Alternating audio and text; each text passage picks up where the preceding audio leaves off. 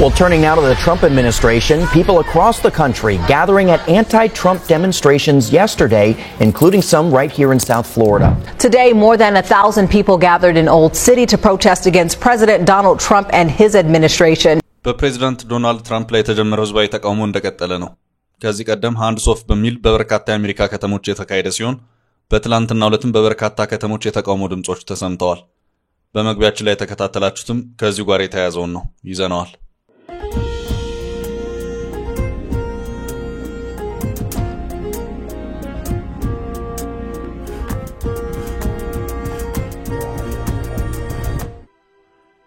ከልብ የመነጨ የከበረ ሰላምታችን በእያላችሁበት ይድረሳችሁ። ውድ የፈታ ቤተሰቦች እንዴት አረፈዳችሁ? ለሰዓቱ የመራረጥናቸው መረጃዎች ይዘን ተገኝተናል። አንኳር ጉዳዮችን በማስተዋወቅ እንጀምራለን። ኢትዮጵያዊ ዲፕሎማት በታጣቂዎች ታፍነው ተወስደው መገደላቸው ተሰምቷል። በሶማሊያው ራስ ገዝ ፑንትላንድ የኢትዮጵያ ዲፕሎማት ትላንት ከመኖሪያ ቤታቸው ታፍነው ተወስደው ተገድለው አስፋልት ላይ ተጥለው ተገኝተዋል። ዝርዝሩን ከጥንቅራችን ይሰማሉ። በአቶ ጌታቸው ረዳ የሚመራው የህወሓት አንጃ አዲስ በተመሰረተው ጊዜያዊ አስተዳደሩ ካቢኔ ላይ ተቃውሞ አሰምቷል። መረጃው የጥንቅራችን አካል ነው። የወልቃይት አስተዳደር በህወሓት ይፋዊ መግለጫ የጦር ዝግጅቱን ጀላ ስለቀረበበት የተከዜ ዘብ ጉዳይ አዲስ ባወጣው መግለጫ ምላሽ ሰጥቷል። እኛም መረጃውን እናደርሳለን። ሁሉም 00 በሚለው ዘፈኑ የሚታወቀው አርቲስት ሰለሞን በሚኖርበት አሜሪካ በድንገት ህይወቱ ያለፈ መሆኑ ታውቋል። ጥንቅራችን አጠር ካለው ድምጻዊ ታሪክ ጋር አያይዘን መረጃውን የምናደርሳችሁ ይሆናል። ኢትዮጵያና ኬንያ ለሁለት ዓመታት በዘለቀ ድርድር በአፍሪካ አህጉራዊ ነጻ የንግድ ቀጠና ማዕቀፍ የሁለትዮሽ የንግድ ልውውጥን ለማቀላጠፍ የሚያስችል የመግባቢያ ስምምነት ተፈራርመዋል። ስምምነቱን የምንመለከት ይሆናል። በአሜሪካ የተጀመረው ጸረ ትራምፕ ህዝባዊ ተቃውሞ አሁንም እንደቀጠለ ነው። ሃንድስ ኦፍ በሚል የተጀመረው ተቃውሞ በትላንትናው ዕለትም በበርካታ የአሜሪካ ከተሞች እንደዚሁም በአውሮፓ ከተሞች ጭምር ተካሂዷል። እኛም በጥንቅራችን አካተን ይዘናል። የአሜሪካ የጦር ሚስጥራት በድጋሚ ሾልከው ተገኙ። የትራምፕ አስተዳደር ባለስልጣናት በየመን ስለሚደረገው የጦር ዘመቻ የሚወያዩበት የቡድን ቴክስት መላላኪያ ውስጥ በስህተት አንድ ጋዜጠኛ አካቶ መገኘት በእጅጉ ያወዛገበ ነበር። የመከላከያ ሴክሬታሪው የጦር ዕቅድ ለሚስታቸው ለወንድማቸውና ለግል ጠበቃቸው ላይ አጋርተው መገኘታቸው ሌላው ዝግብ አስነስቷል። በመረጃችን አካተነዋል። በቻናላችን የሚለቀቁት ዕለታዊ ጥንቅሮቻችን መረጃዎች እንዲደርሷችሁ ቻናላችንን ሰብስክራይብ በማድረግ እንደዚሁም ይዘቶቻችንንም ጭምር ላይክ እና ሼር በማድረግ አጋራችን ይሁኑ እያልን አሁን በቀጥታ ወደ ዝርዝር መረጃዎቻችን እንወስዳችሁ።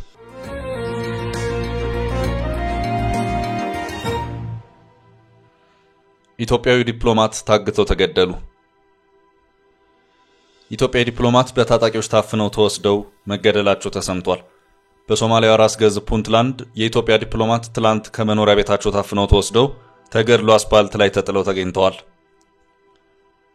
አቶ ፋራህ አይዲድ ጃማ የተባሉት በፑንትላንድ የኢትዮጵያ ኤምባሲ የሥራ ባልደረባና ዲፕሎማት ሲሆኑ ትላንት እሁድ ሚያዝያ 12 ምሽት ከመኖሪያ ቤታቸው ታፍነው ተወስደው ተገድለው አስክሬናቸው አስፋልት ላይ ተጥሎ ተገኝቷል።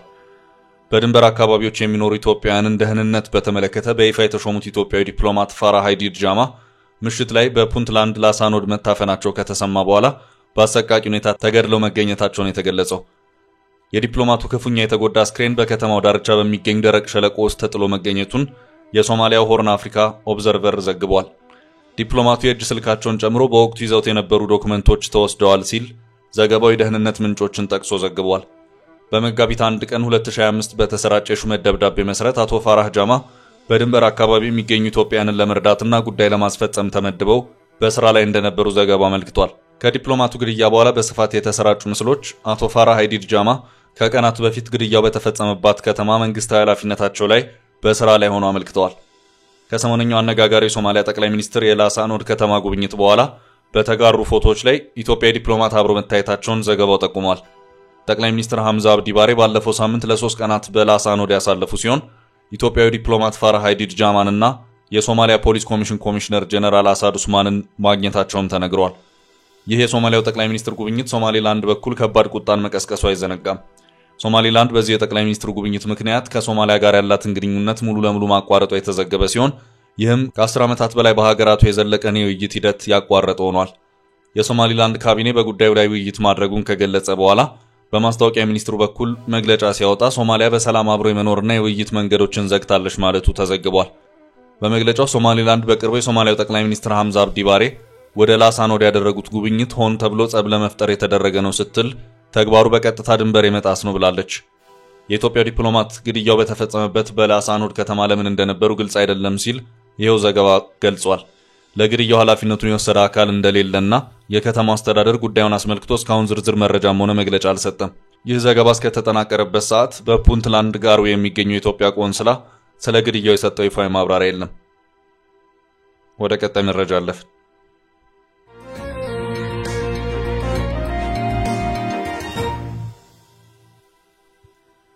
ጌታቸው የጀነራሉን ውሳኔ ተቃወሙ። በአቶ ጌታቸው ረዳ የሚመራው የህወሓት አንጃ አዲስ በተመሰረተው ጊዜያዊ አስተዳደሩ ካቢኔ ላይ ተቃውሞ አሰምቷል። በተቃውሞ የትግራይ ክልል ጊዜያዊ ፕሬዝዳንት የሚመራው የህወሓት አንጃ ትላንት እሁድ ሚያዝያ 12 ባወጣው መግለጫ ሌተናል ጀነራል ታደሰ ወረደ ያቋቋሙትን ካቢኔ አካታች ያልሆነ ብሎታል።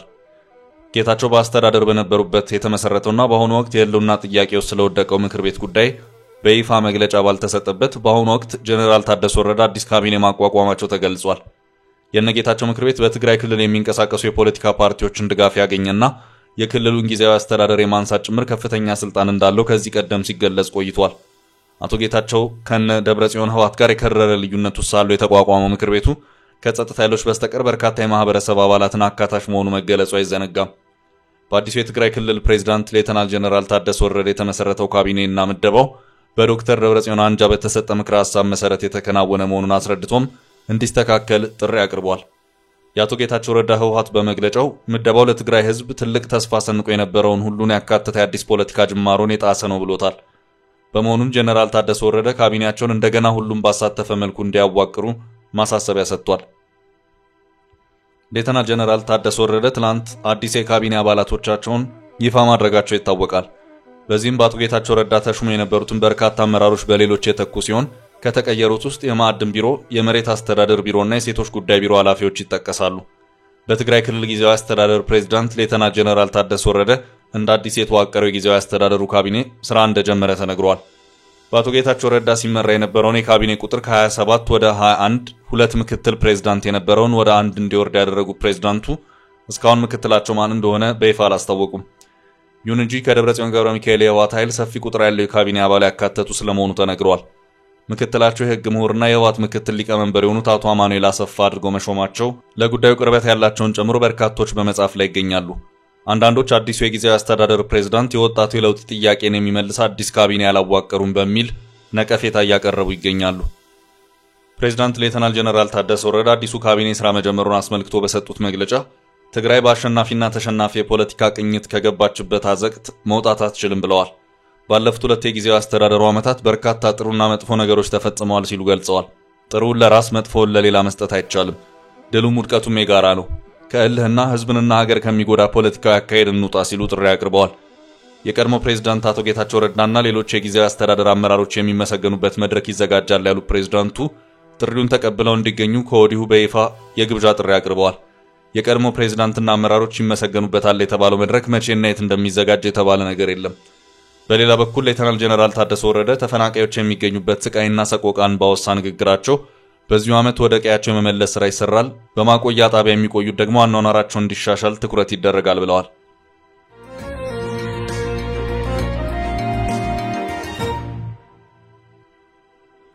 ወደ ቀጣይ ርዕስ አለፍ። ከወልቃይት ስለ ጦሩ ምላሽ ተሰጠ። የወልቃይት አስተዳደር በህወሓት ይፋዊ መግለጫ የጦር ዝግጅቱን ጀላ ስለቀረበበት የተከዜ ዘብ ጉዳይ ምላሽ ሰጥቷል። የወልቃይት ጠገዴ ሰቲት ሁመራ ህዝብ የትላንትም የዛሬም የነገም መሪ አጀንዳ ሰላምና ሰላም ብቻ ነው ሲል መግለጫው ጠቁሟል። በደብረጽዮን ገብረ ሚካኤል የሚመራው ህወሓት ፌዴራል መንግስት የትግራይ ግዛቶችን በኃይል የያዙ የታጠቁ ኃይሎችን በአስቸኳይ እንዲያስወጣ ከ3 ቀናት በፊት በይፋዊ መግለጫ መጠየቁ ይታወሳል። በደብረጽዮን የሚመራው ህወሓት የትግራይ መሬት በኃይል የተቆጣጠረው አካል የተከዜ ዘብ የሚላቸውን አዳዲስ ታጣቂዎች እያስመረቀ በትግራይ ላይ የጦርነት ነጋሪት እየጎሰመ ይገኛል በማለትም ከሷል። የአይነቱ ድርጊት የፕሪቶሪያውን የግጭት ማቆም ስምምነት ሙሉ በሙሉ የሚጻረርና ዘላቂ ሰላም እንዳይመጣ እንቅፋት የሚፈጥር ነው በማለትም ቡድኑ አስጠንቅቋል። የወልቃይት አስተዳደር በህወሓት ይፋዊ መግለጫ የጦር ዝግጅቱን ጀላ ስለቀረበበት የተከዜ ዘብ ጉዳይ አዲስ በወጣው መግለጫ ምላሽ ሰጥቷል። በህወሓት የግፍ አገዛዝ ለ27 ዓመታት ሲማቅቅ ሲገደልና ሲፈናቀል ለኖረው ህዝባችን ሰላም ልዩ ትርጉም ያለው ነው። ስለሆነም ሰላምን ለማረጋገጥ ያለ እንቅልፍ ይሰራል፣ ይተጋል፣ ያተጋል፣ ለአማራዊ ማንነቱ ዘብ ሆኖ ይቆማል ብሏል መግለጫው። መላው የወልቃይት ጠገዴ ሰቲት ሁመራ ዞን ህዝብ ራሱን በሰላም አስከባሪነት በማዘጋጀት የራሱንና የአካባቢውን ውስጣዊ ሰላም ከሰርጎ ገቦች፣ ከህዋት መንገድ ጠራጊ ኃይሎች፣ ከባንዳዎች ሲጠብቅ ቆይቷል። ወደፊትም ይቀጥላል። የተከዜ ዘብ የሰላም ዘብ ሲሆን በዞኑ ህዝብ የተዋቀረ የዞኑ ሰላም አስከባሪ እንጂ ማንንም አልፎ የማይጠይቅ የራሱን ማንነት አሳልፎ የማይሰጥና የጠባጫሪነት አጀንዳ የሌለው ኃይላችን ነው ሲሉ የወልቃይት ጠገዴ ሰቲት ሁመራ ዞን ዋና አስተዳዳሪ አሸተ ደምለው ገልጸዋል። ህወሓት ከወልቃይት ጠገዴ ሰቲት ሁመራ ዞን እንዲወጣለት የጠየቀው የዞኑን ህዝብ ነው። በእርግጥ ከፍ ብሎ እንደተገለጸው ለኛ ህወሓት ይህን ማለቱ ፈጽሞ ያስገርመንም። ህወሓት ከጥንት እስከ ዛሬ የማያከብረውን ህገ መንግስትና ፌዴሬሽን ደግሞ ደጋግሞ የሚጠቅስ የማያምንበትንና የማያከብረውን የፕሪቶሪያ ስምምነት ደግሞ ደጋግሞ የሚያወሳ ቡድን እንደሆነ አሳምረን እናውቃለንና ሲል በመግለጫው ጠቅሷል። ስለሆነም ህወሓት የሚፈልገው የወልቃይት ጠገዴን ህዝብ እንደለመደው ከርስቱ አፈናቅሎና ጨፍጭፎ የአማራ ርስት የሆነውን የወልቃይት ጠገዴን ለመሬት መጠቅለል እንደሆነ ግልጽ ነው ብለዋል። መግለጫው ቡድኑ አካባቢውን በጉልበት በወረረበት ዘመን ያደረሳቸው ግፎችና በደሎችም ሆነ በጎረቤት ሀገር ያሉ ተዋጊዎቹ በወልቃይት ጠገዴ አማራዎች ላይ ያደረሱት ያለው ማሳደድና መጨፍጨፍ የቡድኑን ፍላጎትና ቋሚ ዓላማ በማያሻማ መልኩ ፍንትው አድርጎ የሚያረጋግጥ ነው ብለዋል። የወልቃይት ጠገዴ ህዝብ ዛሬም እንደ ትናንቱ ህግንና ህገ መንግስትን መሰረት አድርጎ ሰላሙንና ነጻነቱን አስጠብቆ ለመኖር ይሰራል። ለሀገር ዳር ድንበር በጎ ጠረፍ ጠባቂ ሆኖ ይቀጥላል። የፕሪቶሪያ ስምምነት በተሟላ ሁኔታ ተግባራዊ እንዲሆን ያለንን ቁርጠኝነትም ከመጀመሪያው ጊዜ ጀምሮ ስንገልጽ ቆይተናል። የስምምነቱ በተሟላ ሁኔታ ተፈጻሚ መሆን ለዞናችን ህዝብ ብቻ ሳይሆን ለመላ ኢትዮጵያ ዘላቂ ሰላምን በጣም አስፈላጊ መሆኑን እንገነዘባለንና ሲል መግለጫው አመልክቷል። በቀጣይ መረጃችን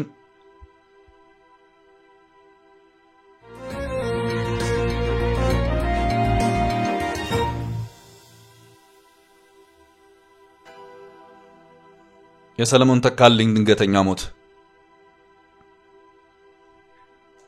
ኑሮውን በሀገር አሜሪካ በአትላንታ ከተማ አድርጎ የነበረው ሰለሞን የፋሲካ በዓልን ከቤተሰቦቹ ጋር ካሳለፈ በኋላ መሻሽ ላይ ትንሽ ህመም ተሰማችኝ ብሎ ወደ ሆስፒታል እንደሄደና በዛው ህይወቱ እንዳለፈ ለማወቅ ተችሏል። በ1980ዎቹ ጀምሮ በተለያዩ ስራዎቹ የታወቀው ድምጻዊ ሰለሞን ተካልኝ ከዚህ ዓለም በሞት መለየቱ እየተነገረ ነው። ድምጻዊው የህመም ስሜት ተሰምቶት ወደ ሆስፒታል ከሄደ በኋላ በዚያው በድንገት ያረፈ መሆኑን የታወቀው እስካሁን ባለው ሁኔታ የልፈት ህይወቱ መንስኤ አልታወቀም። ድምጻዊ ሰለሞን ተካልኝ በ80ዎቹ አካባቢ በነበሩት የሙዚቃ ስራዎቹ እውቅናን ያተረፈ ነው።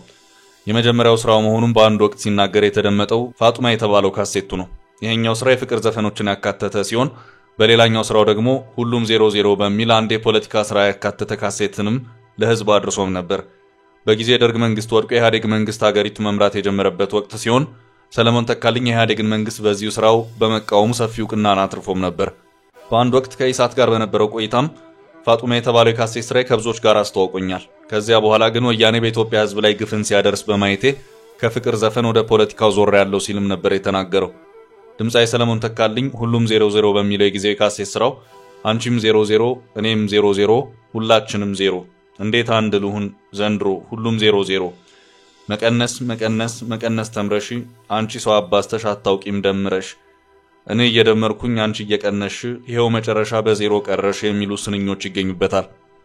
ኑሮን በአሜሪካ አድርጎ በጊዜው ከበርካታ ዲያስፖራዎች ጋር በመሆን የቀድሞውን ገዢ ፓርቲ ኢህአዴግን ሲቃወም የቆየ ሲሆን በመጨረሻም መሃል ላይ ለዓመታት ድምጹም ጠፍቶ ቆይቷል።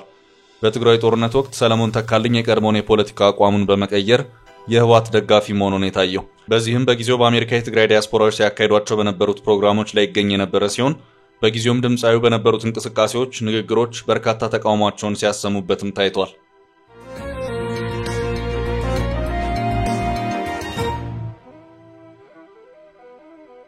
ወደ ቀጣይ መረጃ አለፍ። የቀጠለው ህዝባዊ ተቃውሞ በአሜሪካ በፕሬዝዳንት ዶናልድ ትራምፕ ላይ የተጀመረው ህዝባዊ ተቃውሞ ተቀጣጥሎ እንደቀጠለ ነው። ፕሬዝዳንቱ በአገር ውስጥም ሆነ በውጭ የሚከተሏቸው ፖሊሲዎች በርካታ አሜሪካውያንን አስቆጥተዋል። በእነዚህ ፖሊሲዎችም በአንድም ይሁን በሌላ መልኩ የብዙዎች ህይወት ተነክቷል።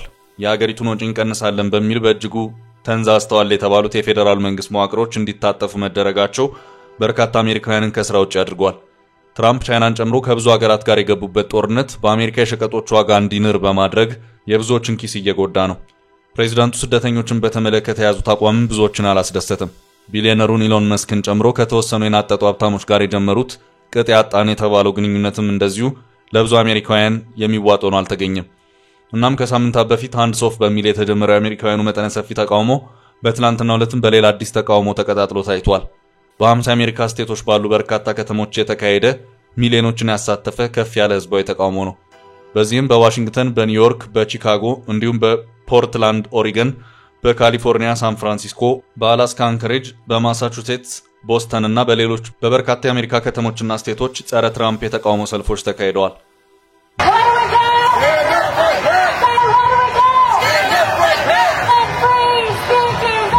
የትላንቱ ተቃውሞ በአሜሪካ ከተሞች ብቻ ሳይሆን በአውሮፓም ጭምር ተካሂደዋል። በማሳያነትም በአየርላንድ ደብሊን እንደዚሁም በፖርቹጋል ሊዝበን የተካሄዱት የተቃውሞ ሰልፎች ተጠቃሾች ናቸው።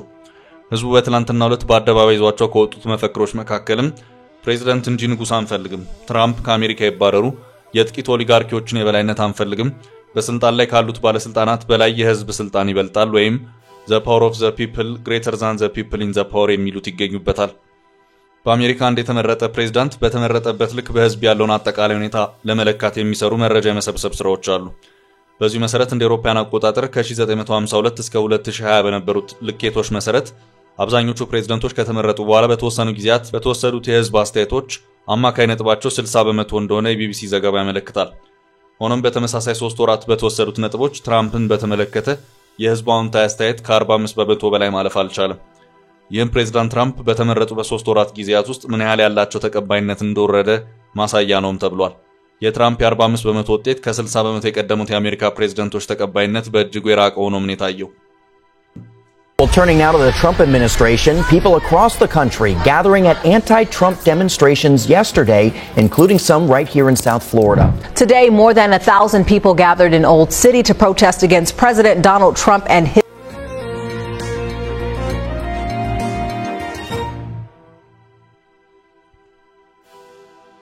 በመጨረሻም የአሜሪካ የጦር ሚኒስትራት በድጋሚ ሾልከው ተገኙ። አዲሱ የፔንታጎን አለቃ ለዘመዶቹ የጦር እቅዱን መግለጡ አወዛገበ። የአሜሪካ ጦር በየመን ሁቲ ቡድን ላይ ከወር በፊት ባደረሰው ከፍተኛ ጥቃት የጦር መረጃ ሚስጥራዊነት ጥርጣሬ ውስጥ የከተተ ጉዳይ ተከስቶ ነበር። የትራምፕ አስተዳደር ባለስልጣናት በየመን ስለሚደረገው የጦር ዘመቻ የሚወያዩበት የቡድን ቴክስት መላላኪያ ውስጥ በስህተት አንድ ጋዜጠኛ አካተው መገኘት በእጅጉ ያወዛገበ ነበር። የአሜሪካ መከላከያ ሴክሬታሪ ፔት አክሴት በጊዜው የተገለጸ የጦር እቅድ የለም ቢሉም የጦርነቱን እቅድ አንድ ጋዜጠኛ ቡድን ውስጥ ተካቶ እንዲመለከት የመደረግ ስህተቱ ለትራምፕ አስተዳደር እፍረት የፈጠረ ጉዳይ ነበር። ሲግናል በተባለ ደህንነቱ ባልተጠበቀ የቡድን ቻት አፕሊኬሽን የሾለከው ሚስጥር አሁን መደገሙን የተነገረው ቀደም ያለውን የቡድን ስብሰባ ያዋቀሩት የነጩ ቤተ መንግስት የደህንነት አማካሪ ማይክ ዋልትስ የነበሩ ሲሆኑ ዘአትላንቲክ የተሰኘ አንጋፋ ጋዜጠኛ ጄፍሪ ጎልድበርግ ሳያስበው ራሱን በጦር እቅድ ምክክር ውስጥ አግኝቶታል። በንግግሩ የድብደባው ሰዓት ምን አይነት መሳሪያ እንደተመረጠና ሌሎች እንደ ጦር ሚስጥር የሚቆጠሩ መረጃዎች ሾልከውበታል። ለሳምንታት ያወዛገበው ጉዳይ ታዲያ አሁን ሌላ የሾለከ ሚስጥር ተገኝቶበታል። የአሜሪካ መከላከያ ሴክሬታሪ ፒት አክሴት በተመሳሳይ ሲግናል በተባለ የቡድን መሰብሰቢያ ስለ ሁቲ ቡድን ዘመቻ እቅድ ባለቤቱና ወንድሙ እንዲሁም የግል ጠበቃው የተካተቱበት ቡድን ውስጥ የጦር መረጃውን ማስፈሩ ተዘግቧል። እንደ ኒውዮርክ ታይምስ ዘገባ የመከላከያ ሚኒስቴሩ ለባለቤታቸውና ወንድማቸው ሌሎች ከደርዘን በላይ የሆኑ ሰዎች ማየት የማይገባቸውን የጦር እቅድ ገልጸዋል። አሜሪካ FA-18 ሆርኔትስ በሚባሉ የጦር ጀቶች በየመን ሁቲ ላይ ከበድ ያለ ውድመት ያስከተለ ድብደባ አድርጋለች። መረጃውን የማይገባቸው ሰዎች በማየታቸው ነጩ ቤተ መንግስት የታመሰ ሲሆን ሚኒስቴሩ በአንድ የቡድን ቻት ጋዜጠኛ መካተቱ ሳያንስ በግል ስልካቸው ዘመዶቻቸው ያሉበት ቡድን ላይ ሚስጥሩን ማጋራታቸው ሌላው ዝግብ አምጥቷል። የመጀመሪያው ስህተት ተከትሎ ሚኒስቴሩ 3 አማካሪዎች ከስራ ተባረዋል። ታዲያ ሁለተኛው ሚስጥር የሾለከበት ክስተት የጦር ሚኒስቴሩን ብቃት ጥያቄ ውስጥ የከተተ ሆኗል።